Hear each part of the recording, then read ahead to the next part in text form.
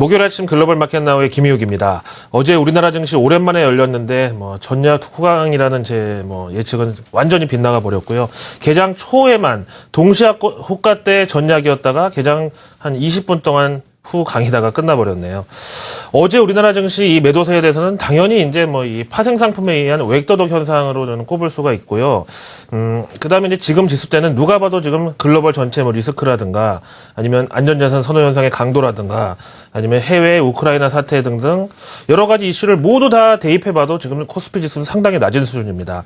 이 롱숏 전략이라는 게 사실 그렇게 개인 투자자들한테 도움되는 거라고 보지는 않는데 어쨌든 어제 마음껏 슛을 쳤던 이 외국인들하고 투자자들이 과연 오늘 롱으로 만회하면서 만기를 마칠 것인지 아니면 원했던 지수 때까지 내려온 만큼 이거를 그대로 유지하려고 애를 쓸 것인지. 일단 오늘은요 조금 이런 만기일 변수라는 점에 대해서 정상적인 시장의 이슈를 조금 우리가 뒷선에다 놓고 불확실성에 대비할 필요가 있다고 보겠습니다. 일단 미국 증시는 오늘 반등을 좀 제한적이지만 이뤄냈고요. 그런 점에서 우리나라도 오늘 이 반등을 쫓아가야 되는데 개별 이슈 중에서 국내 2차 전지 관련주들이 상당히 관심을 갖고 있는 미국의 전기차 대장주 테슬라 모터스의 마감 후 실적 발표 내용 함께 읽어보시겠습니다.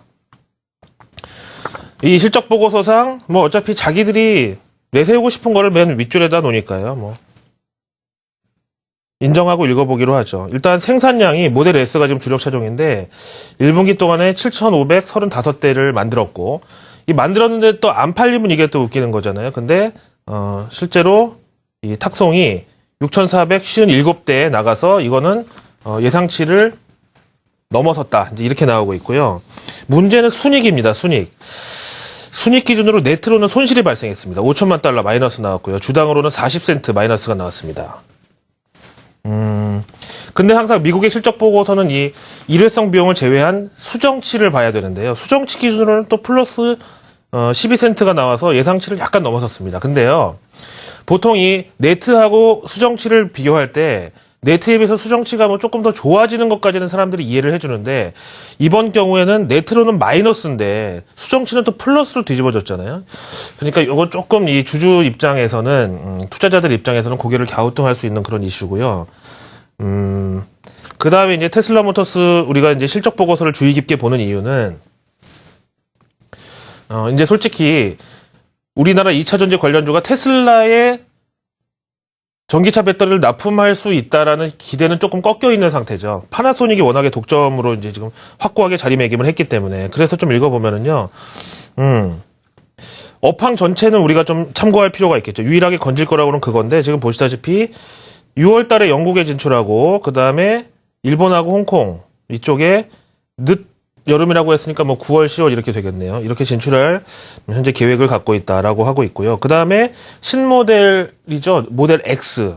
SUV가 될 것이라고 알려지고 있는데 이거는 내년 봄에 출시를 앞두고 있다. 예상보다 조금 늦은 것 같아요. 원래 올해 하반기나 올해 말에 모델 X가 나온다고 했었는데 조금 미뤄졌죠.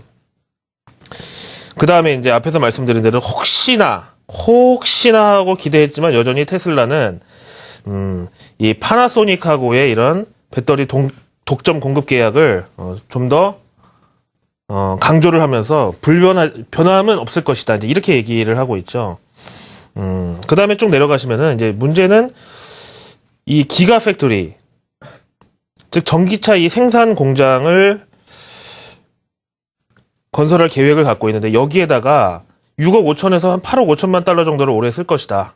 이렇게 대규모 투자 계획을 발표를 했는데 투자자들 입장에서는 네트로는 손실 낸 주제에 저렇게 돈은 조금 벌어놓고 쓸 거는 왕창 계획을 잡고 있는 게 조금 달갑지 않겠죠.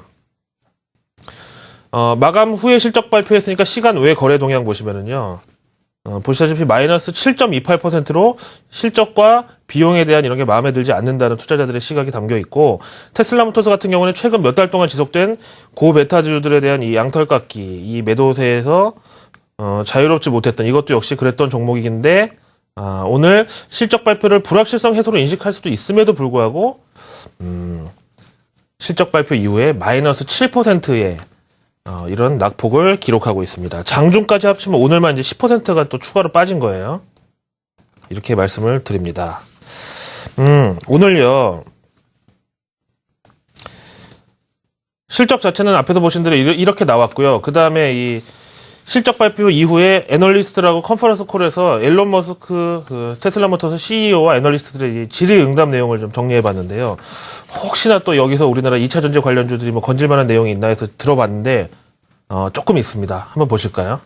먼저 이제 애널리스트가 질문을 했습니다. 당연히 앞에서 보신 대로 돈은 조금 벌어놓고서 쓸 거는 왕창 지금 대기하고 있는 상황에서 도대체 그 기가 팩토리 2차 전지 생산 시설에 대해서 이제 질문을 집중했는데 향후 세부 계획에 대해서는 일론 머스크의 CEO는 이미 파나소닉하고 조인트 벤처 계약 체결했고 올해 말 계약 완성을 목표로 하고 있다. 또한 이 기가팩토리의 취지 가운데 하나인 대량 생산을 통한 생산비 절감, 원가 절감 여기에 대해서는 전기차 배터리 가운데 가장 큰 비중을 차지하는 니켈 요 구입 비용을 해결하기 위해서 캐나다 이 니켈 생산 기업을 비롯해서 복수의 이런 벤더들 될 곳과 협상을 진행 중이다. 이렇게 얘기했죠.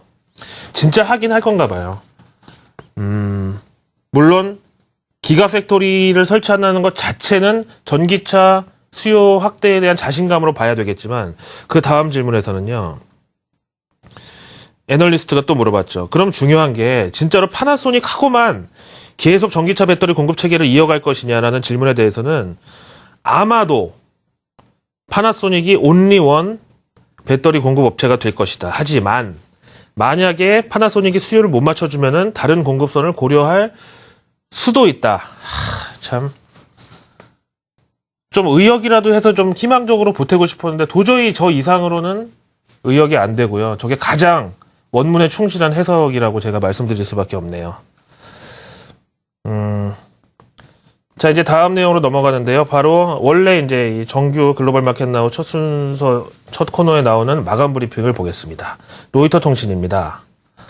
오늘 옐런 효과라는 말이 다시 한번 나왔고요. 어제 미증시 좀 비교적 큰 폭의 조정을 받고 오늘 옐런 효과에 따라서 옐런 효과로 반등을 했는데 나스닥만 소외가 됐다. 뭐 백문이 불여일견이라고 다우지수 오늘 일중 그래프 보실까요? 오늘 일단 출발 자체는 상승 출발했습니다. 뭐냐면은 러시아 푸틴 대통령이 대화 창구를 우리는 여전히 열어놓고 있고 우크라이나에서 러시아군 철수하겠다라는 이제 간접적 의사를 표명했는데 이게 뭐 우리 글로벌 마켓 나우에서도 몇 번을 말씀드렸지만 처음 나온 얘기도 아니잖아요. 나토군은 러시아군이 오히려 늘어나고 있다고 막 주장하고 있고 뭐 이런 상황이다 보니까 그래 약간 양치기 소년 같은 느낌이다 해가지고 상승분을 다시 쭉 뺐다가 보시다시피 다우지수 기준으로 16,357.35포인트에서 V자 반등 나오면서 상승권으로 치고 올라갔죠. 이때가 바로 제넷 옐런 연설이 나왔던 시기인데요. 도대체 어떤 얘기를 했는지 한번 들어보실까요?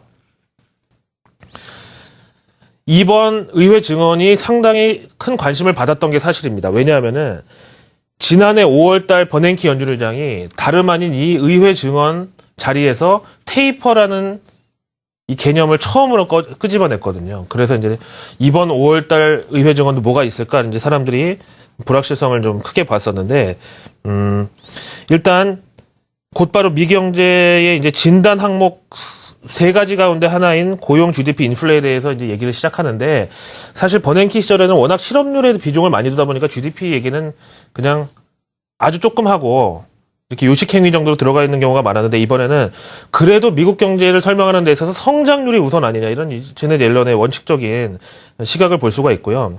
여기서 얘기했다시피 지난해 하반기부터 연준의 예상보다 좀 더 탄력을 받기 시작하더라. 그래서 좋아했는데 갑자기 올해 1분기에 그야말로 포즈도 됐다고요. 멈춰버렸다고. 근데 그 이유에 대해서는 보시다시피 명확하게 이유가 있는 것이었다. 폭설과 한파 때문에 이렇게 얘기를 하고 있고, 요게 이제 지나가고 나니까 현 분기에서는 다시 견조한 상승세, 증가세로 복귀를 했더라. 이렇게 얘기했죠. 다만 여기서 얘기하는 커셔너리 노트라는 거는 좀 조심스러운 입장으로 접근할 것은 바로 미국의 이제 주택 시장인데 이게 최근 들어서 실망스럽다. 앞으로도 예의주시하겠다. 이제 이렇게 얘기를 하고 있죠. 왜? 다른 거는 뭐 계절적인 이런 앞에서 보신 날씨 탓, 그 다음에 기저효과도 나오고 뭐 이런 식인데 이거는 왜 계속 부진한지 모르겠다.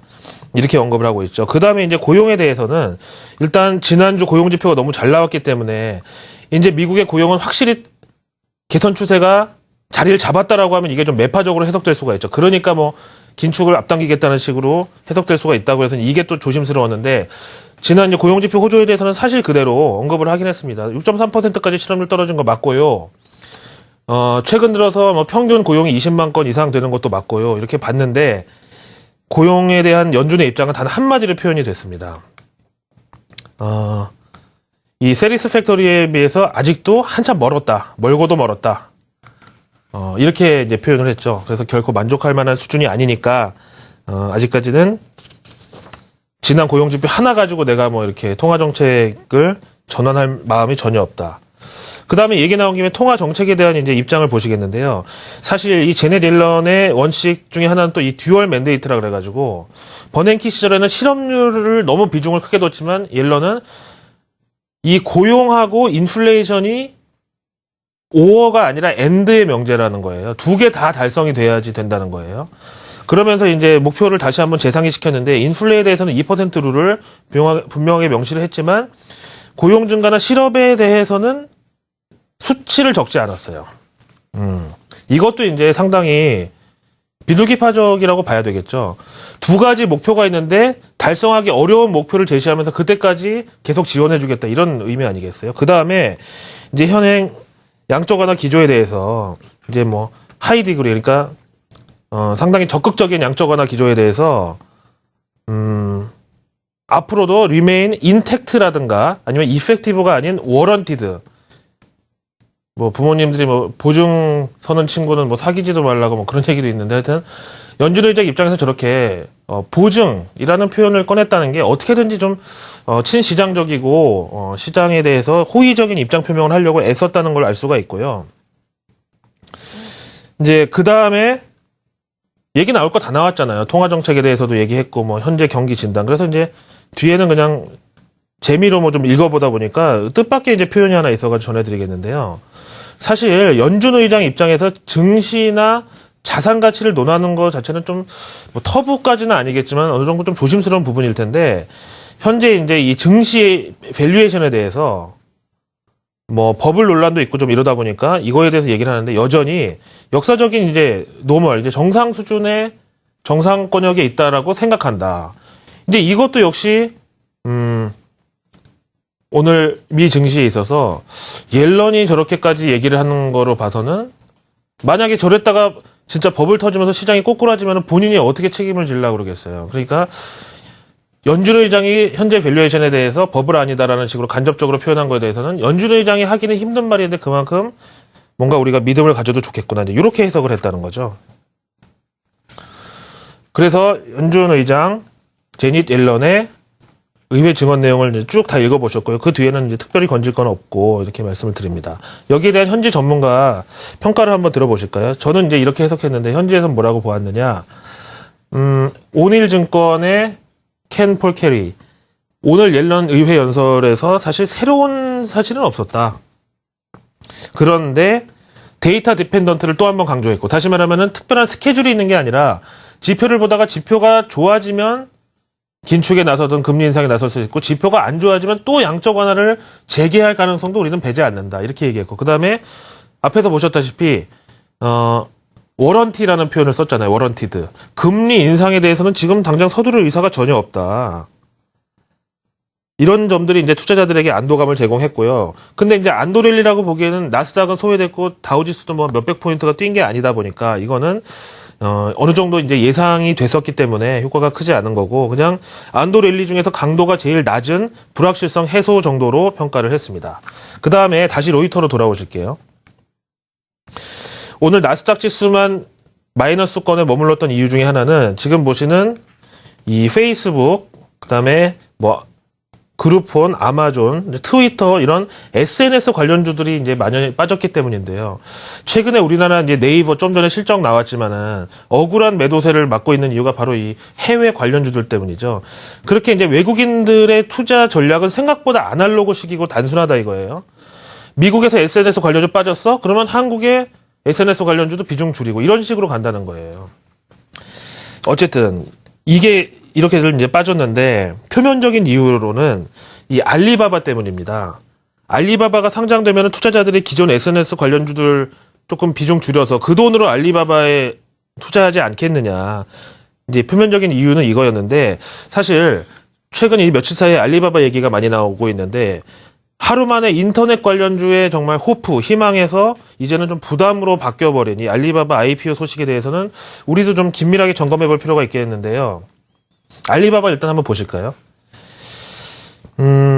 SNS 더하기 전자상거래 더하기 정보 공유 더하기 무슨 무역까지 중개하는 이런 진짜 온라인 백화점 형태라고 볼 수 있겠고요. IPO 이제 신청 서류를 보시면은요. 핵심 부분만 좀 찝어서 보여드릴 텐데 이제 계열사가 우리나라로 치면은 뭐 네이버, 인터파크, 뭐 예스24, 뭐 그룹폰 이런 걸 다 갖고 있는 진짜 이 총망라된 이런 인터넷 기업이고요. 이제 그러면서 이제 당연히 IPO 신청 서류에 대한 희망적인 내용을 적을 텐데 중국 인구가 10억이었다고 한 게 엊그제 같은데 지금 13억 5천만까지 갔어요. 인터넷 사용자는 6억 명 넘고 모바일 사용자만 5억 명이 넘는다는 점을 들었는데 이제 뉴욕 타임즈를 비롯한 이제 투자 관점에서는 이제 이런 거를 리스크가 있다. 왜냐하면 중국에 해외 직접 투자 금지 규정이 있기 때문에 요거를 간접 투자 구조 방식으로 간다. 우리나라 경우로 따지면 일종의 이제 지주사 개념이라는 거죠. 근데 우리나라에 상장된 중국 관련주들이 많은 아픔을 줬던 이유는 바로 그 회계에 대한 신뢰성 문제였기 때문인데, 그런 거에 비해서 규모는 또 사상 최대 규모라고 하고 200억 달러 조달을 예상한다고 하고 이제 이런 게 인터넷 업종의 희망이라기보다는 부담이 될 수도 있다라고 보는 거죠. 여기에 대해서 물론 호평도 있지만 혹평도 들어볼 필요가 있겠습니다. 짐 크레이머 아시죠? 매드머니 진행자 겸 골드만삭스 트레이더 출신인데요. 지금 같은 상황, 그러니까 한 달 넘게 고베타주들에 대한 양털깎기 내지는 버블 논란이 지속되고 있는 이 상황에서 알리바바에 조달될 돈, 그러니까 수요가 충분치 않을 것으로 본다. 오히려 알리바바 상장이 기술 바이오 같은 고베타주들에 대한 추가 매도 압력으로 변할 수가 있다. 약보다는 독이 될 수 있다. 이렇게 얘기를 하고 있죠. 자, 오늘 우리나라 만기일 앞두고 있고요. 그 다음에 내일 금통위도 앞두고 있고, 그 다음에 어제 또 낙폭이 큰 상황에서 좀 여러 가지 불확실성이 큰데요. MSCI 한국지수 보시죠. 일단 미국이 반등을 했는데 MSCI는 못 쫓아갔다고 해서 뭐 실망하시기보다는 어제 외국인 대량 매도세를 후반영한 차원이 있는데 그 중에서는 그래도 1% 이상 빠졌어야지 어제 같은 낙폭을 반영할 텐데 그렇지 않았다는 게 다행이라고 보고요. 일단 오늘 옵션 만기일 대비해서 큰 폭의 반등보다는 일단 하루를 잘 넘기는 이런 단기적인 스탠스로 저는 말씀을 드리고 싶어요. 목요일 아침 글로벌 마켓 나우의 김희욱이었습니다.